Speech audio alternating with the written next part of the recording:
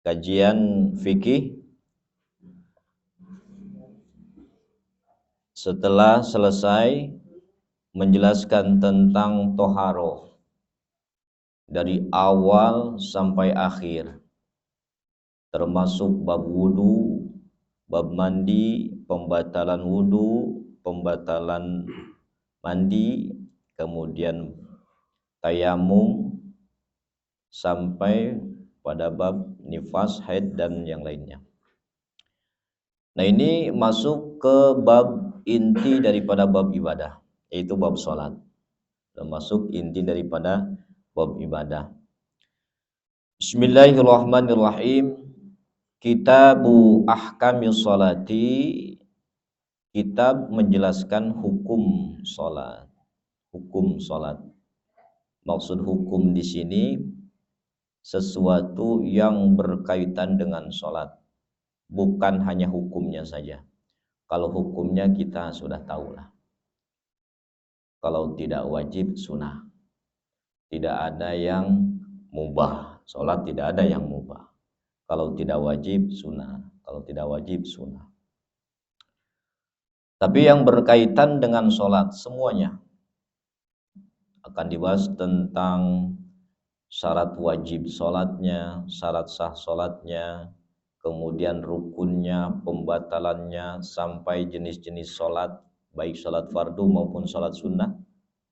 Nanti akan dibahas, tentu tidak pada satu pertemuannya, berapa kali pertemuan. Insyaallah mudah-mudahan kita diberikan panjang umur ya, sehingga kita dapat menyelesaikan kajian kita tentang bab sholat ini. Di sini dikatakan wahia afdhalul ibadatil badaniyah. Nah, sholat adalah yang paling afdol ibadah badan zahir, sholat. Jadi ibadah itu ada ibadah badan zahir, ada ibadah badan batin. Ibadah badan zahir itu sholat, puasa, haji, zakat, itu ibadah badan zahir. Dan jika dibandingkan puasa, zakat, maka yang lebih afdol utama adalah sholat. Yang lebih afdol. Kenapa? Karena hadis atau ayat Quran yang menjelaskan tentang kewajiban sholat itu banyak. Di antaranya hadis awwaluma yuhasabu 'alal 'abdi yaumal qiyamah as-sholat. Pertama yang dikoreksi seorang hamba pada hari kiamat, sholat. Pertama, sebelum ditanya itu punya harta tidak, sebelum ditanya hartanya dikemanakan, sebelum ditanya bagaimana keluargamu, yang pertama ditanya sholat dulu, ya. Jadi kuncinya sholat dulu. Idza soluhat soluha sairul a'mal. Apabila sholatnya ditanya lulus, maka insya Allah luluslah semua amal. Wa idza fasadat, jika ditanya sholat saja sudah acak-acakan, sudah amburadul, maka amburadul juga amal-amal yang lain. Ini sholat penting ya. Kenapa yang tanyakan sholat pertama? Karena semua hamba Allah bisa melaksanakan sholat. Bisa. Sebab sholat itu tidak terkait dengan harta. Tidak. Orang punya duit, nggak punya duit, bisa sholat. Orang sakit, sehat, bisa sholat. Tapi zakat, orang duit bisa zakat. Tidak punya duit, bisa zakat. Haji, bisa berangkat haji. Nggak punya duit, nggak bisa haji. Tapi sholat itu semua bisa, semua orang bisa.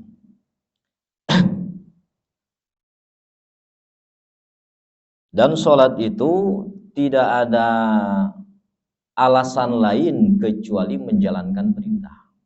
Tidak ada alasan lain. Taruhlah kalau zakat, kenapa zakat? Selain menjalankan perintah, membantu orang fakir, membantu sesama manusia, selain menjalankan perintah zakat. Puasa Selain perintah apa? Apa? Selain menjalankan perintah, orang puasa itu supaya apa? Supaya syahwatnya turun. Ada tujuan-tujuannya. Tapi sholat selain perintah untuk apa coba? Untuk apa sholat? Gak ada apa-apa. Artinya sholat itu memang dipinta oleh Allah seorang hamba untuk berbicara, bermunajat, berbisik-bisik dengan Tuhannya. Jadi minta waktu dengan sholat itu. Jadi dengan sholat itu adalah khusus. Tidak ada tujuan lain kecuali hanya menjalankan perintah. Itu satu-satunya sholat. Kemudian di sini dijelaskan juga wal ibadatul badaniyah al batinah afdalu minal ibadatil badaniyah zahirah. Ibadah badan zahir jika dibandingkan dengan ibadah badaniyah batin. Ibadah badaniyah batin itu sifat-sifat yang ada dalam hati. Semisal dalam kitab Riyadhus Shalihin, ikhlas, sabar, ridho, tafakkur, tawakal. Nah, itu yang mana yang lebih utama dibandingkan dengan amal yang zahir? Maka kata para ulama lebih utama ibadah batin dibanding ibadah zahir. Lebih utama. Sabar. Orang sabar itu pasti tidak akan meninggalkan ibadah zahir. Tapi orang yang ibadah zahir belum tentu sabar. Nabi mengatakan tafakkuru sa'ah khairun min sab'ina tafakkuru sa'atin khairun min ibadati sittina sanah. Nah, ini ada hadis, meskipun hadis ini dipertanyakan, tapi hadis ini ada. Berfikir, bukan berfikir ya apa? Tafakkur, berfikir tentang ciptaan Allah 1 jam lebih utama dibanding ibadah seseorang selama 60 tahun. Tafakkur artinya berfikir, mengingat Allah dengan cara berfikir. Tafakkur namanya. Itu lebih utama. Belum lagi sabar, belum ridho. Ya. Itu bagian dalam. Nah, makanya kita dalam pertemuan di musola ini ada 2 kajian. Satu kajian fisiknya, yaitu untuk ibadah zahirnya. Yang kedua kajian batinnya. Mudah-mudahan dengan mengkaji baik fisik maupun batin, sedikit demi sedikit, ya, zahir kita, batin kita menjadi lebih baik. Dan di sini apa makna sholat? Nah, ulama menjelaskan wahia lughatan ad-du'a. Sholat itu kalau dilihat dari segi bahasa artinya doa. Saya mau sholat artinya saya mau doa. Secara bahasa, kalau dilihat dari segi bahasa, sholat itu adalah doa. Orang yang sedang berdoa sah juga disebut dia sedang sholat. Karena sholat itu secara bahasa adalah doa. Wa syar'an, dan sholat menurut agama apa? Aqwal wa af'al muftatahah bit takbir mukhtatamah bit taslim. Ya. Menurut agama adalah sholat itu adalah aqwal, ucapan-ucapan, bacaan-bacaan, wa af'al, dan perbuatan-perbuatan, gerakan-gerakan, muftatahatun, yang diawali bitakbir dengan takbir, muhtatamatun, yang diakhiri bitaslim dengan salam. Itu arti sholat. Jadi sholat itu apa sih? Sholat itu adalah ucapan dan perbuatan yang diawali dengan takbir, yang diakhiri dengan salam. Itu makna sholat. Ucapan itu apa contohnya? Ucapan itu baca Fatihah, kemudian baca tahiyat akhir, kemudian baca takbiratul ihram, kemudian baca sholawat, dan baca salam yang pertama. Itu ucapan-ucapan. Nah, intinya yang wajib-wajibnya. Nah, Dari makna sholat ini, maka tentu nanti diketahui bahwa sholat itu berarti ada 3 perbuatan di situ. Satu, perbuatan badan yang disebut dengan af'al. Yang kedua, perbuatan lisan yang disebut dengan akwal atau rukun qauli. Yang ketiga, perbuatan hati yang disebut dengan qalbi. Rukunnya nanti terbagi, ada rukun qauli, rukun fi'li, rukun qalbi. Ya, kita gambarkan saja. Yang qauli apa saja? Gambaran kita. Satu, yang qauli, yang diucapkan, yang dibaca. Takbiratul ihram, kemudian baca Fatihah, kemudian tahiyat apa nih? Awal akhir nih. Akhir. Nah, awal tidak termasuk karena tetap dikatakan sholat meskipun tidak tahiyat awal. Akhir, tahiyat akhir. Yang keempat, sholawat. Yang kelima, salam. Salam mana nih? Yang pertama. Orang tetap dikatakan sholat sekalipun tidak salam yang kedua. Di 5 itu namanya rukun qauli.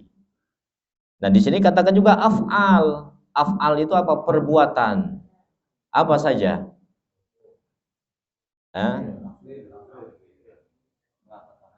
Takbir itu apanya? Angkat tangan begini. Berarti orang kalau tidak begini bukan sholat namanya. Hah? Gimana ini maksudnya? Ini harus jelas ini.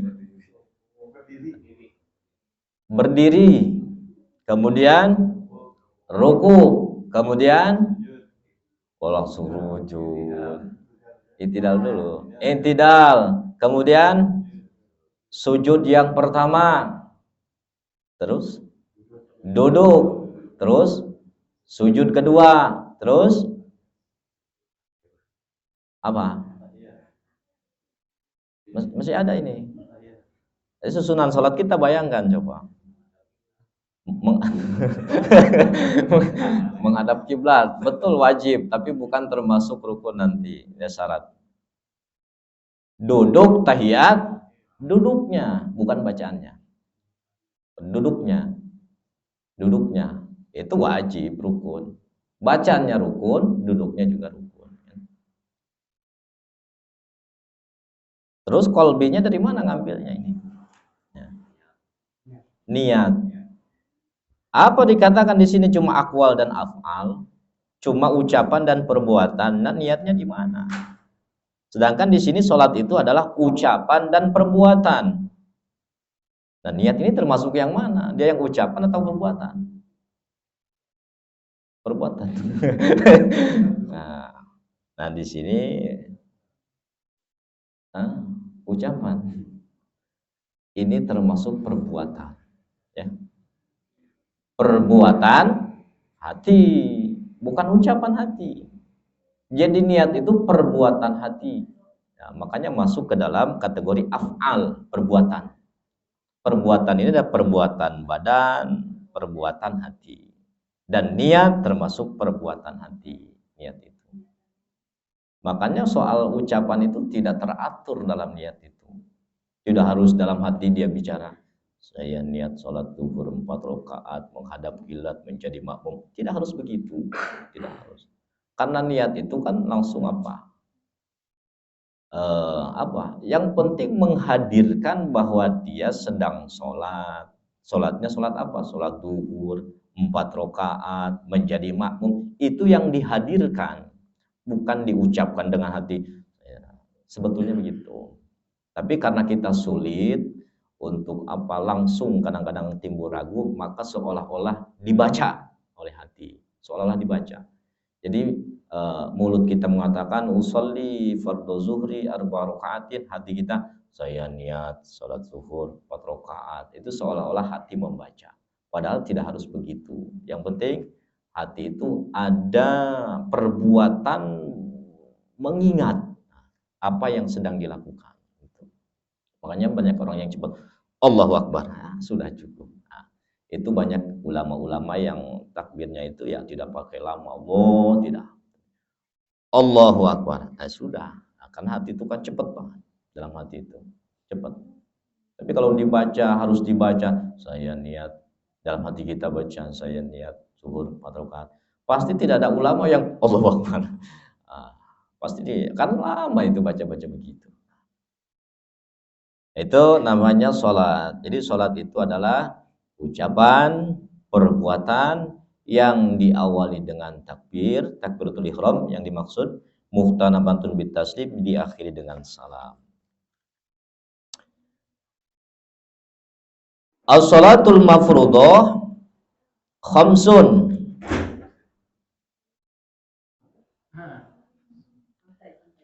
Sholat yang difardukan khamsun 5 waktu. Nah, tentu ini sudah maklum ya. Kalau ada orang yang tidak tahu berapa yang wajib sehari semalam, nggak tahu, wah itu parah. Ini sudah maklum. Ad-darurah biddin, sesuatu yang sudah maklum, sudah terkenal dalam agama Islam bahwa sholat yang wajib sehari semalam itu 5. Ini sudah maklum ya. Jadi 5. Sehari semalam sholat yang wajib itu cuma 5.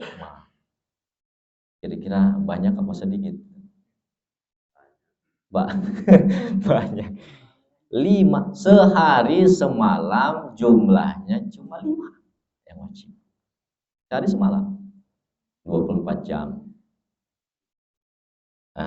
Dikit. Insya Allah dikit.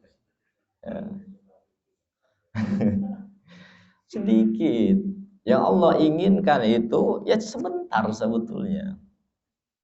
Taruh kalau 1 kali sholat berapa? 5 menit ya. 5 menit. Atau kalau dimulai dari azan, qomat, kita wudhu segala macam, setengah jam lah. Setengah jam. 5 kali. Jadi berapa jam? 2 jam setengah. 2 jam setengah dari 24 jam. Berapa persen itu? Sekian. Sedikit artinya. Sedikit betul. Sedikit. Setelah itu terserah mau ngapain, terserah. Ya. Setelah 2 jam setengah itu bebas. Mau kerja, mau tidur, terserah. Tapi yang 2 jam setengah ini ya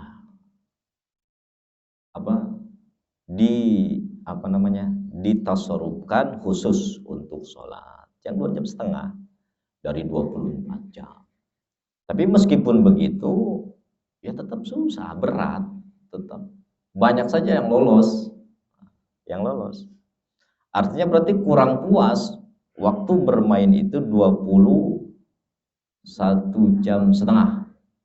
Kurang puas. Atau kalau cari duit kurang puas dari waktu 21 jam itu. Kurang puas. Padahal yang Allah minta itu cuma 2 jam setengah. Sebentar. Itu sebentar. 2 jam setengah. Ya. Benar yang dikatakan Nabi Musa, irji wahai Muhammad. Muhammad balik lagi sana. Balik lagi. Kenapa? Sholat 5 waktu bagi umatmu itu masih terlalu berat. Balik lagi minta kepada Allah untuk dikurangi, kalau bisa sehari sekali lah. Tapi kata Nabi Muhammad, saya malu. Saya udah berkali-kali minta dikurang dari 50 sholat. Dalam 1 hari semalam itu 50. Dikurangi 10, kurangi sampai 5. Sampai 5. Nah, meskipun juga sudah 5 juga tetap anjuran Nabi Musa suruh kembali lagi. Karena memang betul ternyata umat-umat Nabi Muhammad berat untuk melaksanakan walaupun hanya 5. Berat itu. Ya. Makanya sudah disediakan oleh para ulama kalau seandainya tertinggal, oke. Kalau sudah yang tertinggal jangan dibahas. Tetapi ada kodo kan begitu oleh ulama. Kalau yang tertinggal sudah jangan disesali artinya, tapi kan ada kodo. Maksud kodo. Dari kapan tidak sholat? Saya dari balik tidak sholat. Umur balik berapa? Taruhlah 15 tahun. Sekarang sudah berapa tahun? Sudah 50 tahun. Ah, sudah 50 tahun. Nah, kamu itu soleh-soleh dari kapan? Baru 4 tahun ke belakang. Berarti kan berapa tahun itu? Berapa tahun itu dari balik sampai ke 4 tahun ke belakangnya? Berapa puluh tahun? Itu ada kewajiban di kodok sebetulnya. Ada kewajiban. Ya, meskipun kita tidak tahu bilangannya, ya ada usaha lah. Ada usaha. Usaha itu dengan cara yaitu 1 kali sholat tambah lagi. Nah, itu lebih hati-hati. Habis sholat duhur, saya sholat duhur lagi. Satu kodok. Itu 1 tahun tuh begitu terus. Setelah begitu cukup tuh 1 tahun sudah tertambal. Seperti itu sudah tertambal. Ya. Tapi kan berat juga itu juga ya. Berat kita. Ya sekarang kita pokoknya banyak-banyak istighfar saja lah. Nah, itu saja coba. Kita memohon rahmat Allah, banyak-banyak istighfar karena susah ya. Disuruh mengqadha yang banyak itu. Yang banyak itu. Belum lagi yang diqadha yang tertinggal itu, yang baru sudah tertinggal lagi. Wah lah banyak lagi. Nah, itu. Jadi makanya pantas bahwa kita dimasukkan ke surga oleh Allah bukan dengan amal manusia tetapi dengan anugerahnya. Karena kalau dengan amal apa yang mau ditawarkan di hadapan Allah? Amal kita tuh begini, ini harga ini, amal ini sudah pas membuat beli surga. Belum cukup. Nah, itu. Jauh. Ya. Itu sholat 5 waktu.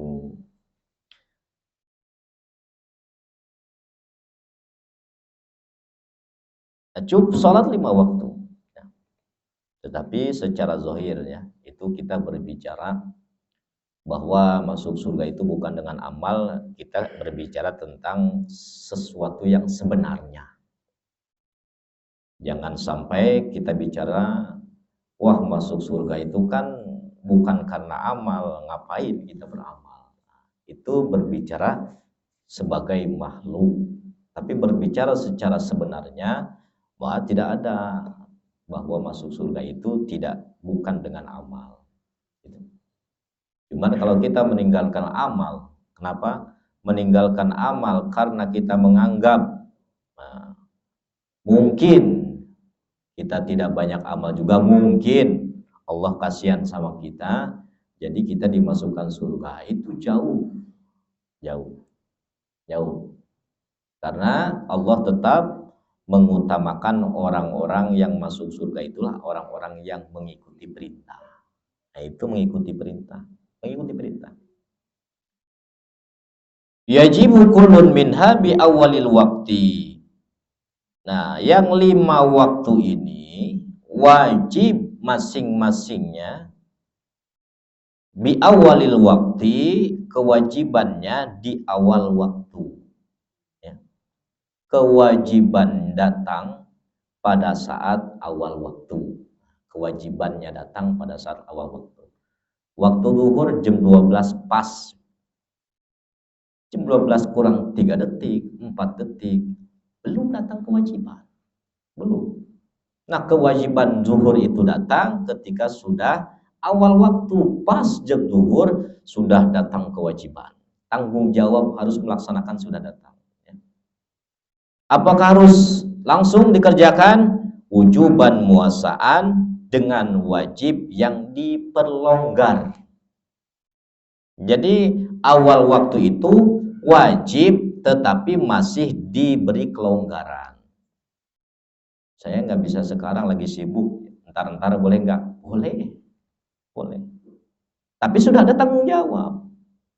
Kalau sudah ada tanggung jawab, tidak boleh tidak harus dikerjakan, mau apapun alasannya. Karena sudah tanggung jawab. Masalah sekarang atau nanti, nah itu lain lagi, namanya wujuban muasaan.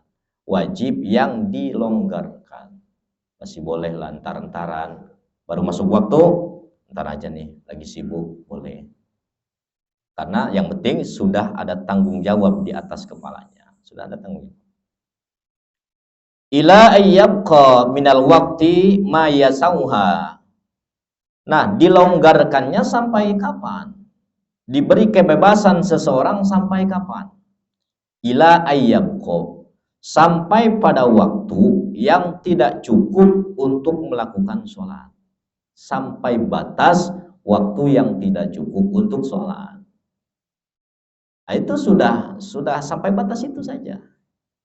Masih boleh kita tunda-tunda. Tapi ketika sudah pada batas waktu yang kalau kita sholat tidak akan cukup, nah itu sudah stop. Harus, mau tidak mau. Tidak mau. Nah, berarti kira-kira berapa? Kalau kita sholat sendirilah 5 menit. 5 menit kan? 5 menit. Asar jam 3. Zohar belum. Asar jam 3. Pas. Nah, jam 3 jangan 5 menit, akan wudhu dulu. Wudhu segala macam. 10 menit. 10 menit.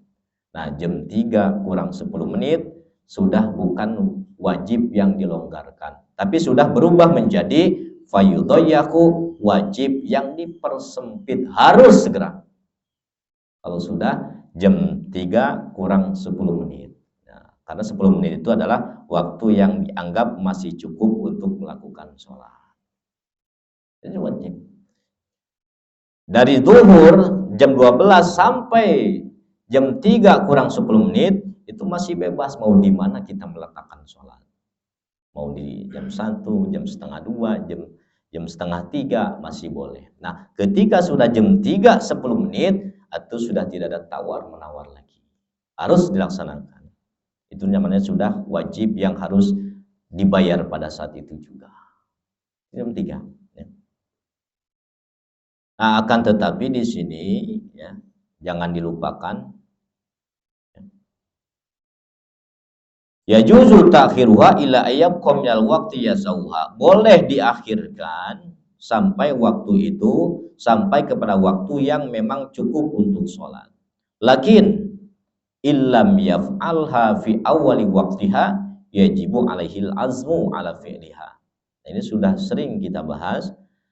Tetapi kalaulah kita tidak akan melaksanakan sholat pada awal waktunya, karena kewajiban itu sudah ada, minimal kewajibannya adalah al-azmu, berazam. Dalam hati kita berazam bahwa saya akan melakukan sholat duhur setelah ini, misalkan. Itu azam, itu kewajiban juga. Jadi pilihannya dua, ketika masuk waktu pilihannya dua, mau dikerjakan enggak nih? Nanti dulu, azam. Tapi kalau dua-duanya tidak, nah ini yang dosa. Dua-duanya tidak, azam tidak, menjalankan juga langsung tidak. Nah itu yang dosa. Nah makanya dikatakan fayajibu alaihi bidukhulil waqti, maka diwajibkan atas seseorang ketika sudah masuk waktu sholat, ahadu amraini, salah satu di antara dua kewajiban. Apa itu? Immal fi'lu, apakah itu mengerjakan, awil azmu alaihi fil wakti, atau bertekad azam mengerjakan pada waktunya. Nah, itu pilihannya dua pada saat awal waktu. Jadi jangan sampai ketika duhur datang plus lupa sama sekali bahwa ini kewajiban datang. Jangan sampai begitu. Minimal lagi kerja kita, lagi apa ya, lagi bikin rumah, paku-paku, tak-tuk, azan. Nah, saya nanti habis ini mau sholat nih. Nah begitu. Ya, jangan sampai lupa sama sekali. Ya.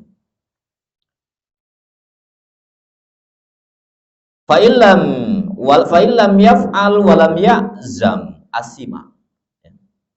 Siapa yang tidak mengerjakan juga tidak berazam, azima, maka berdosa sekalipun nanti dikerjakan.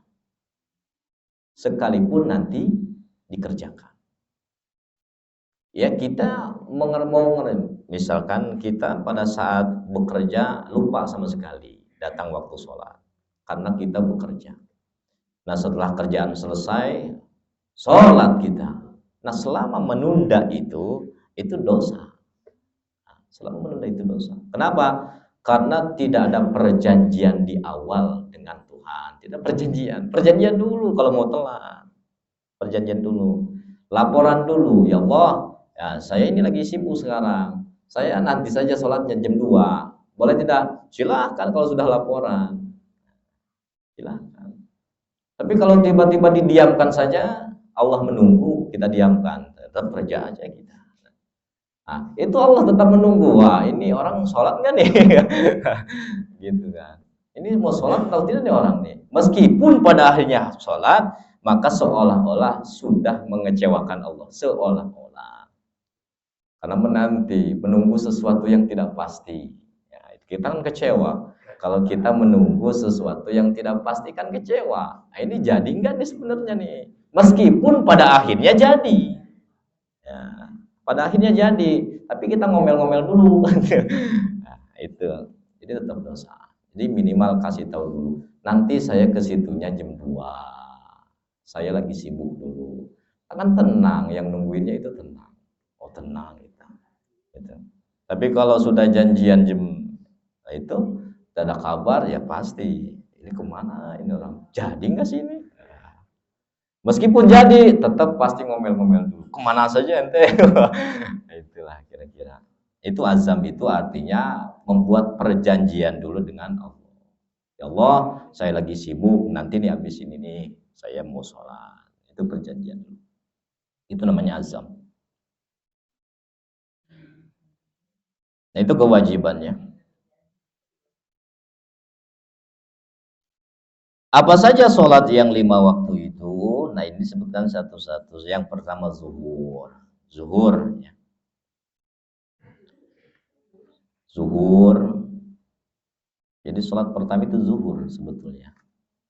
Yang pertama dilakukan itu zuhur oleh Nabi kita setelah Isra Mi'raj. Malamnya Isra Mi'raj.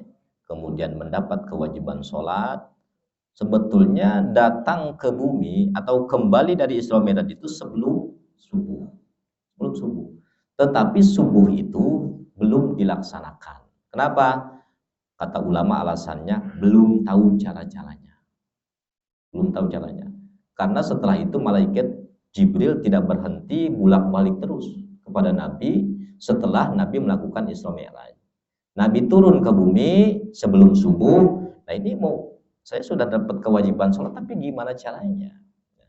Makanya karena Nabi tidak melaksanakan subuh pada saat itu karena tidak tahu caranya, maka belum dosa meninggalkannya. Belum dosa. Karena belum tahu gimana caranya sholat itu kan. Yang penting ketika waktu itu dia ingat, oh ini perintah nih sebetulnya ini subuh, tapi gimana ya sholatnya? Nah, ini sama juga ketika orang yang memang sama sekali seperti mu'alaf, sama sekali dia tidak tahu bagaimana. Kalau seandainya betul tidak tahu, dia tidak sholat dulu, ya tidak dosa. Kalau sama sekali betul-betul tidak tahu caranya. Nabi juga begitu.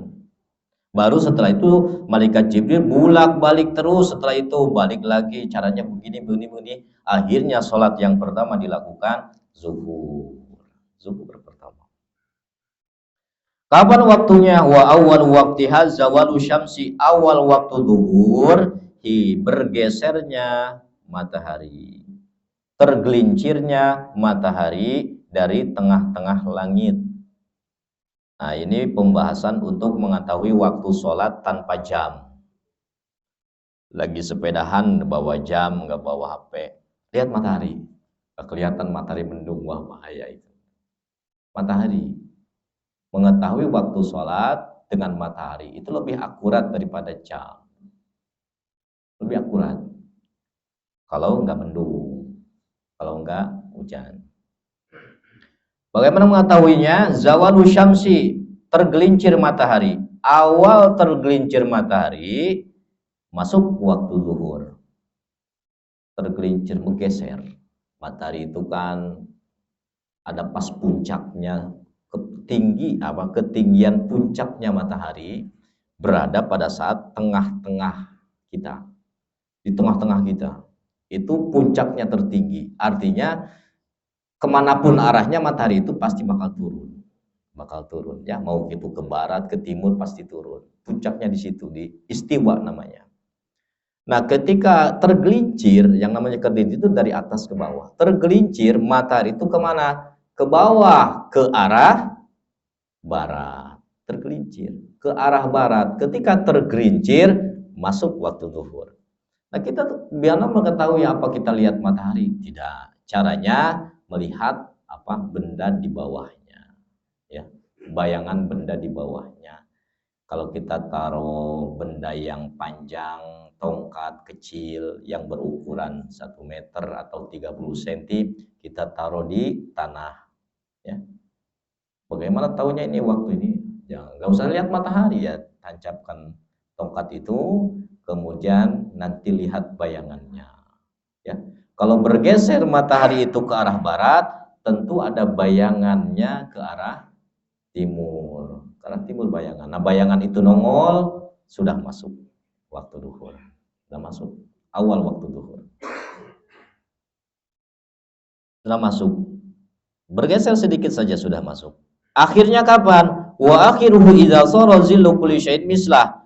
Habisnya waktu duhur apabila bayangan suatu benda mislahu sama dengan bendanya, ukurannya. Itu sudah akhir, sudah habis. Kalau tadi awal masuk itu ketika ditancapkan tongkat itu ada sedikit bayangan, itu sudah masuk. Nah, ketika bayangan itu terus memanjang, tongkat itu 1 meter, bayangan juga 1 meter. Maka itu sudah habis waktu zuhur, habis waktu zuhur. Bayangannya habis 1 meter, habis waktu zuhur. Jadi habis waktu zuhur itu ketika bayangan sama persis ukurannya dengan bendanya. Habis waktu zuhur. Gak usah lihat jam, gak usah. Dites saja, dites. Kita tahu-tahu nanti nggak tahu kan ke depan barangkali elektronik semuanya mati ya. Bisa jadi itu kata-kata seseorang nanti kalau sudah mendekati akhir zaman itu semuanya kembali kepada sesuatu yang dulu, katanya begitu. Dan nanti dicoba, takutnya jam digitalnya mati, ya kita coba itu. Dan itu juga masih banyak digunakan juga kan di beberapa daerah yang menggunakan jam istiwa namanya. Jadi menggunakan tenaga matahari, ada apa seperti jarum begitu, matahari di atas. Nah, ini ada waktu duhur, nanti materinya bergeser, ininya ke sini waktu asar gitu. Bayangan-bayangannya itu diketahui.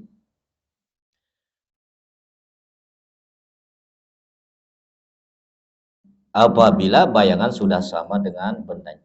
Waktu asar, asar. Yang kedua asar.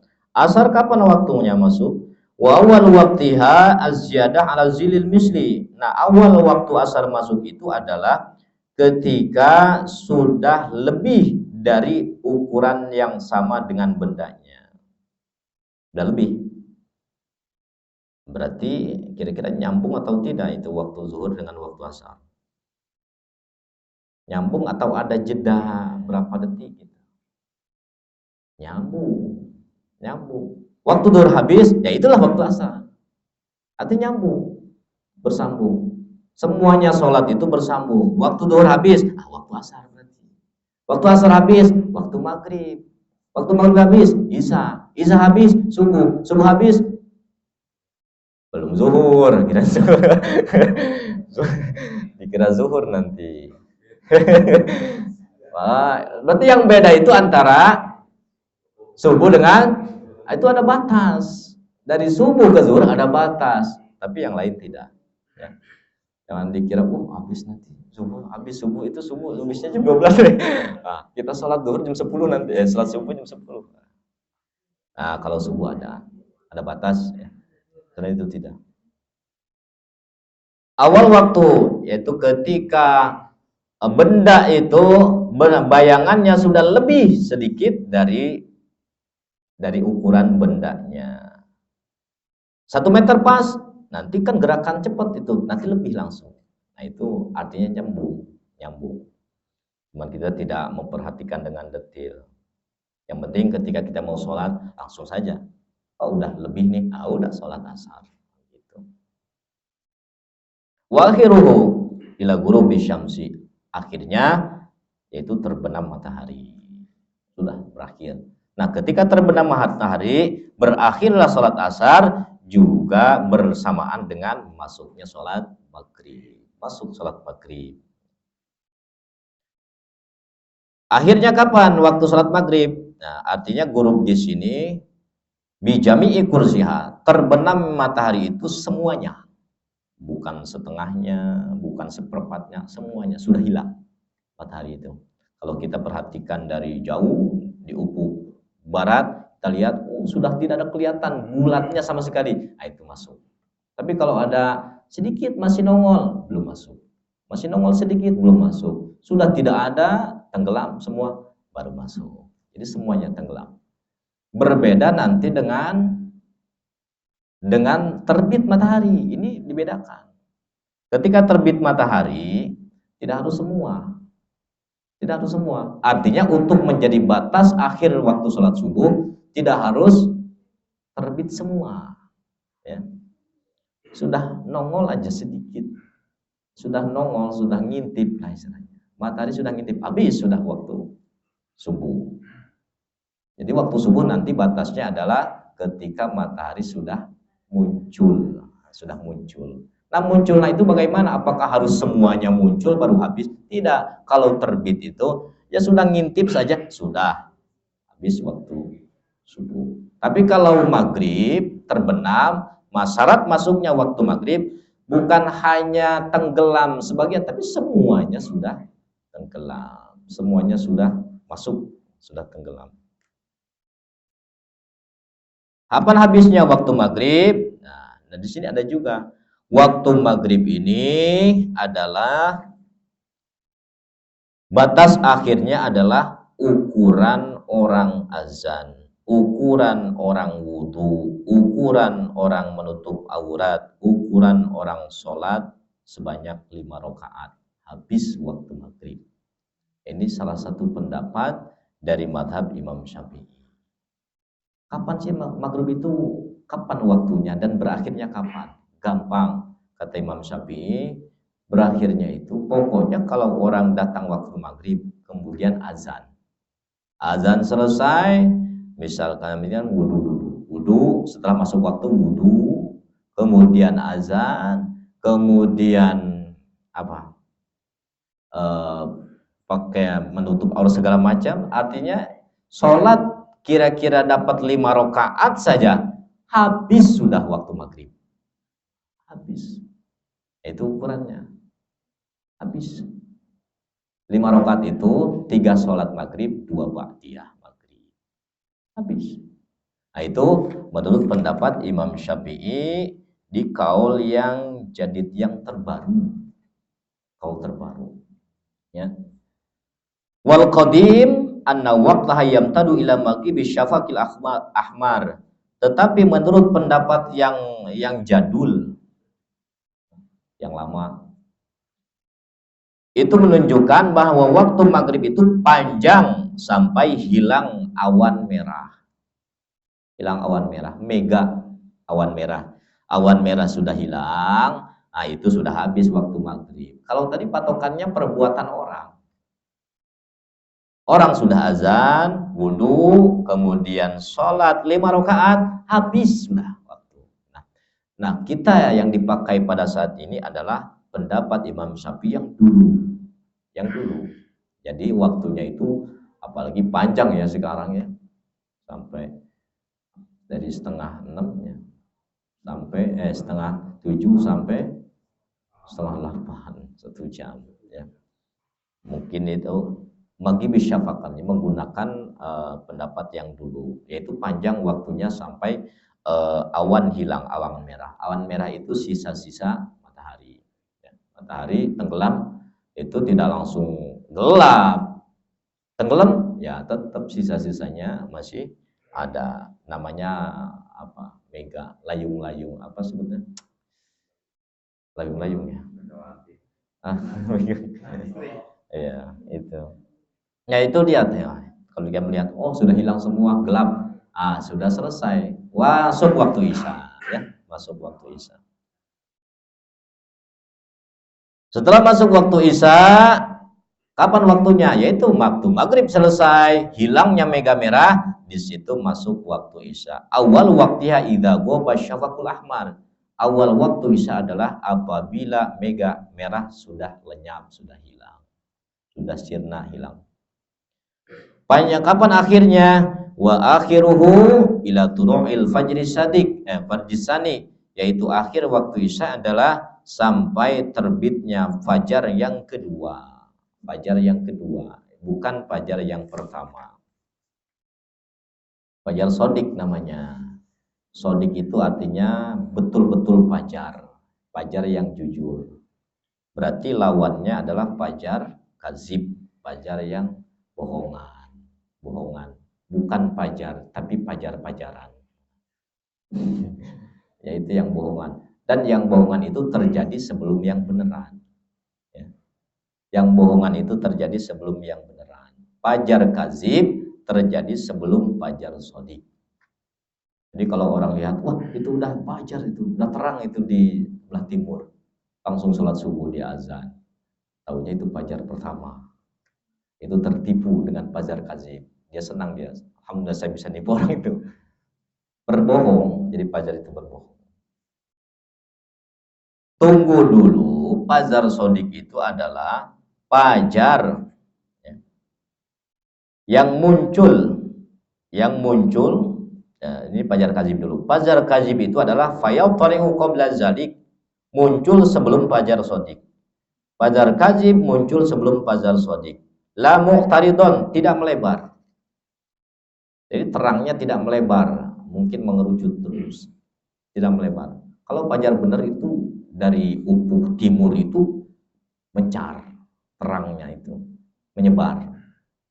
Tapi kalau fajar kazib tidak, ya begini garis ke atas ke langit, seperti apa, mengerucut, seperti ekor apa yang mengerucut, ekor tikus apa ekor apa, mengerucut. Itu terang betul di ufuk timur, dan orang banyak mengira, oh ini sudah fajar. Ternyata itu bohong. Kenapa dengan bohong? Setelah itu hilang lagi, gelap lagi, gelap. Barulah nanti setelah itu baru fajar betulan. Yang terjadi yaitu fajar betulan itu adalah terang, menyebar, dan terus semakin terang. Nah, artinya sudah siang, sudah siang. Itu fajar sodik. Waktu subuh itu awal waktu subuh adalah ketika fajar yang kedua datang, bukan fajar yang pertama atau fajar kazib yang pertama itu. Sampai kapan? Ila tulu'i syamsi, sampai akhirnya pada munculnya matahari ya. Ingat, munculnya atau terbitnya itu sedikit, sudah sedikit, jadi tidak harus semuanya keluar. Sudah sedikit muncul, ngintip, sudah habis waktu subuh. Cuman kalau sekarang ya, sudah praktis dengan digital kita, dengan jam digital. Kita tidak melihat lagi matahari, tidak melihat lagi perjalanan gerak-gerak matahari. Cuman maksudnya kadang-kadang ya namanya begitu ya, tetap aja kadang-kadang mungkin ada kesalahan kan, mungkin kan ya, memungkinkan mungkin. Untuk yakin. Cuman begini, karena ini menjadi soal waktu, ini adalah menjadi syarat daripada sholat, menjadi syarat ya. Syarat sah sholat adalah salah satunya mengetahui masuk waktu, salah satunya. Dan mengetahui masuk waktu itu harus bisa jadi dengan yakin. Saya yakin masuk waktu karena saya sudah tes tadi. Nah, itu sudah yakin. Atau dugaan masuk waktu, sebetulnya tidak yakin. Seperti jam digital ini sebetulnya tidak meyakinkan, tetapi itu cukup sebagai dugaan. Sebagai dugaan sudah cukup orang boleh melakukan sholat. bukan dengan azan. Azan itu cuma memberitahu sudah masuk waktu, bukan masuk waktu azan. Bahaya kalau azan dianggap sebagai masuk waktu. Karena seringkali pada saat bulan puasa nunggu azan. Kok nggak ada yang azan ini? Udah lapar ini, gak kuat nih. Lihat jam ini kayaknya udah ini. Kok nggak ada yang azan? Itu karena menganggap azan sebagai awal waktu. Azan itu pemberitahuan bahwa sudah masuk waktu, sebagai pemberitahuan saja, bukan sebagai ciri masuk waktu. Karena meskipun belum azan di musola, di masjid, kalau memang dengan ciri-ciri yang lain sudah masuk waktu, ya sudah makan, ngapain nunggu azan. Apalagi kalau orang pegangan sama TV, ya sudah sama TV aja biasanya. Iya, saya nggak mau dengar yang di musola, nggak mau dengar yang di masjid. Saya patokannya televisi, RCTI, nggak mau yang lain. Nah, ada yang begitu, ada. Meskipun lagi nonton di acara apa, wah RCTI mana nih RCTI? Ini mau azan nih, tetap patokannya itu. Nah, itu kadang-kadang. Ternyata disensor gak ada azan, wah nggak makan-makan dia. Itu, jadi jangan menjadi patokan. Yang penting patokannya adalah terbenam matahari sudah. Banyaklah ciri-cirinya banyak. Ya, dengan jam digital ini sudah dianggap menduga sudah masuk waktu. Ketika sudah menduga, boleh tidak melakukan sholat? Boleh. Karena mengetahui waktu sholat itu dengan dua cara, bisa dengan yakin memang waktu atau dengan dugaan. Tidak boleh dengan ragu. Ya. Kalau ragu lain lagi. Ini masuk belum ya? Masuk? Belum. Kalau ragu. Kalau dugaan itu 70% masuk, 30% belum. Tapi kalau ragu 50 masuk, 50 belum. Yakin 100% masuk. Itu. Jadi cukup pada tingkat zon dugaan. Ya. Menduga sudah masuk waktu. Meskipun tidak yakin. Nah, syaratnya menduga masuk waktu dan waktunya memang betul sudah masuk pada kenyataannya. Jadi jangan sampai dengan dugaan masuk waktu itu ternyata kejadiannya, kenyataannya waktu belum masuk, itu juga tidak bisa. Tidak bisa. Kita menduga, ini kayaknya sudah zuhur nih. Menduga ya. Misalkan sudah jam 12. Bangun tidur. Lihat, oh sudah jam 1 misalkan, bangun tidur. Nah kalau orang melihat jam sudah jam 1, dugaan kuat dirinya ini sudah zuhur pasti kan. Dugaan dirinya ini sudah zuhur. Akhirnya dia melakukan sholat zuhur. 4 rakaat. Assalamualaikum, assalamualaikum, selesai. Ya. Tapi kelamaan dia nongkrong, kok ini jam nggak pindah-pindah. Jamnya kok nggak pindah-pindah jam 1 terus ini. Nah, dia cari lagi jam yang lain. Ternyata baru jam 11. Nah, itu dugaan. Betul dia melakukan dugaan itu dengan melakukan sholat sudah betul. Nah, karena sudah ada dugaan tadi. Tetapi kenyataannya ternyata tidak sesuai dengan dugaan. Ternyata masih jam 11. Itu tidak cukup. Artinya belum dianggap sholat. Belum dianggap sholat. Atau kenyataannya saja yang betul, dugaannya tidak ada, itu juga tidak cukup. Awalnya ragu, ini udah masuk belum ya? Ragu, kayaknya masuk waktu ini, kayaknya belum. Udah sholat aja, ya, kali-kali aja masuk. Akhirnya dia sholat, Allahu Akbar. Ternyata setelah sholat dia ketemu jam atau ketemu apapun yang menunjukkan, oh ternyata benar sudah masuk waktu. Tetap tidak cukup. Tidak cukup. Kenapa? Karena tidak ada menduga. Yang ada hanya ragu. Jadi keduanya harus ada. Dugaan masuk waktu harus ada. Kenyataannya memang harus sudah masuk waktu. Kalau tidak ada salah satunya, maka tidak sah. Ya. Ada dugaan, tapi kenyataannya tidak ada. Tidak sah sholatnya, harus diulang. Ada kenyataannya betul masuk waktu, tapi dari awal dugaannya tidak ada, maka juga tidak sah. Jadi harus kedua-duanya. Ya. Namanya dalam fikih disebutnya zonnul mukallaf wa nafsul amri. yaitu keyakinan, dugaan mukallaf terhadap masuk waktu dan nafsul amri. Kenyataannya memang harus masuk waktu, gitu. Nah, inilah yang membedakan ibadah dengan muamalah. Kalau muamalah cukup kenyataannya saja meskipun tidak ada dugaan. Kalau muamalah itu cukup kenyataannya. Saya kira yang saya jual itu adalah sendal orang lain, ternyata sendal saya. Ya tetap dosa. Ya. Dugaannya menjual sendal orang, keyakinannya ternyata sendal sendiri. Ya. Nah, itu tetap apa?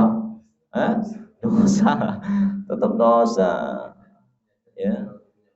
Iya, dia ngambil sendal orang lain. Ternyata itu sendal dia sendiri dan dia jual. Nah, begitu. Nah, itu namanya tetap dosa. Kenapa? Ya, itu dugaan yang berbeda dengan kenyataan. Dugaan yang berbeda. Dia jual harta orang tuanya. Dia jual.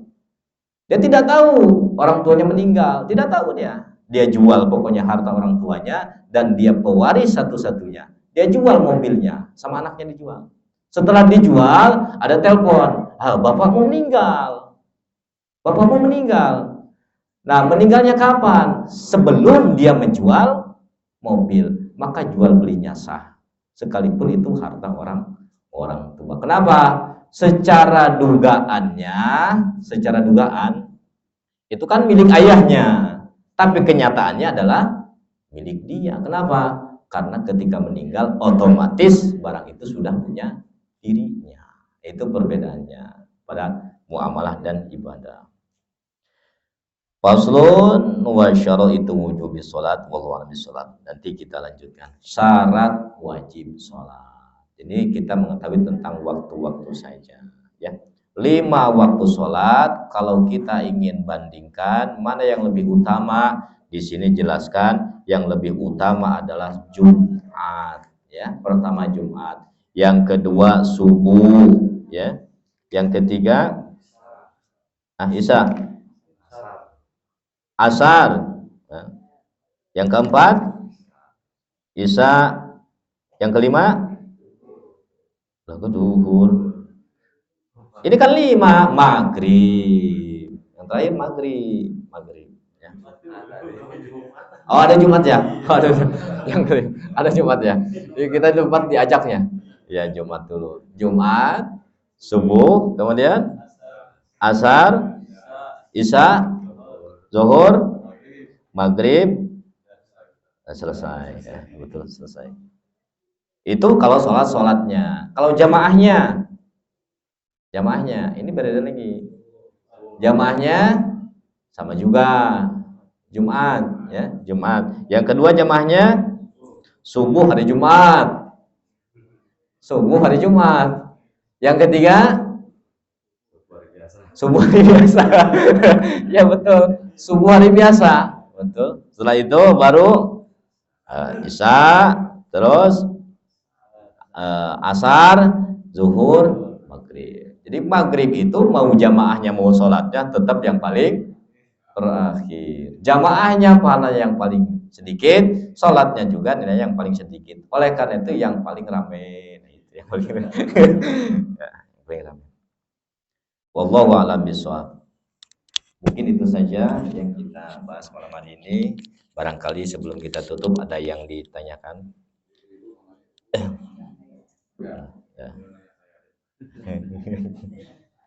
Ya, kita tutup. Mudah-mudahan manfaat khususnya bagi saya, umumnya bagi jamaah sekalian. Ya Allahumma sholli ala sayyidina Muhammad fil awwalin wal akhirin wa barik wa sallim wa radhiyallahu tabaraka wa ta'ala kullu sahabati Rasulillah ajma'in. Amin ya Allah ya rabbal alamin hamdan yuwafi ni'amahu wa yakfi masjidah. Ya rabbana lakal hamdu kama yanbaghi li wajhikal karim wa 'azimi sultanik. Allahumma sholli ala sayyidina Muhammad wa ala sayyidina Muhammad. Allahumma inna nas'aluka ilman nafi'a wa amalan mutaqabbala wa rizqan wasi'an halalan thayyiban mubarakah. Allahumma zidna ilman nafi'a warzuqna fahma. Allahumma arzuqna fahman nabiyyin wa hifzal mursalin wa ilhamal malaikatil muqarrabin. Allahumma anfa'na bima 'allamtana wa 'allimna ma yanfa'una. Subhanaka la ilma lana illa ma 'allamtana innaka antal alimul hakim. Subhanaka la fahma lana illa ma fahamtana innaka antal jawadul karim. Allahumma la sahla illa ma ja'altahu sahla wa anta taj'alul hazna idza syi'ta sahla bi rahmatika ya arhamar rahimin. Rabbana atina fid dunya hasanah wa fil akhirati hasanah wa qina azabannar. Shalli wa sallim ala jamil anbiya wal mursalin walhamdulillahi rabbil alamin. Assalamualaikum warahmatullahi wabarakatuh.